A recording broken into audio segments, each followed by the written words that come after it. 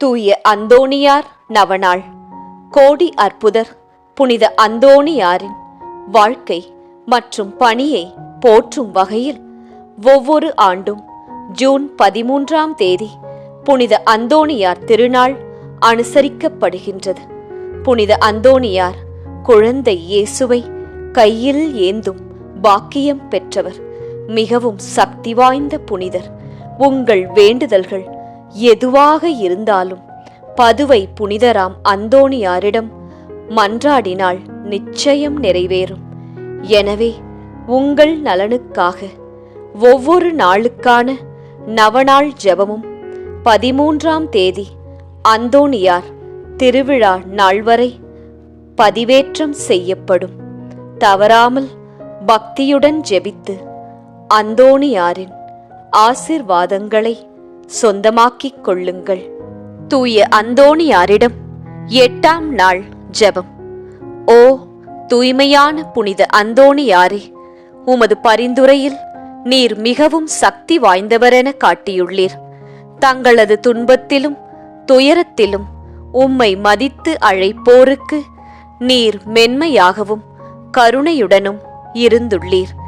எனது இன்றியமையாத தேவைகளில் என்னை பாதுகாத்து இந்த நவநாள் மூலமாக நான் விரும்பி கேட்கும் வேண்டுதல்களை தயவுடன் எனக்கு பெற்றுத் தரும்படி உம்மை தாழ்மையோடும் ஆர்வத்தோடும் வேண்டுகிறேன். கடவுளின் திருமகனின் அரியணைக்கு முன்பாக என் வேண்டுதல்களை உம்முடன் எடுத்துரைக்க எங்கள் விண்ணக அரசியான அன்னை மரியாவிடம் சிபாரிசு செய்தருளும். ஆமேன். உங்கள் வேண்டுதல்களை மௌனமாக சொல்லவும். விண்ணுலகில் இருக்கின்ற எங்கள் தந்தையே, உமது பெயர் தூயதென போற்றப் பெறுக. உமது ஆட்சி வருக.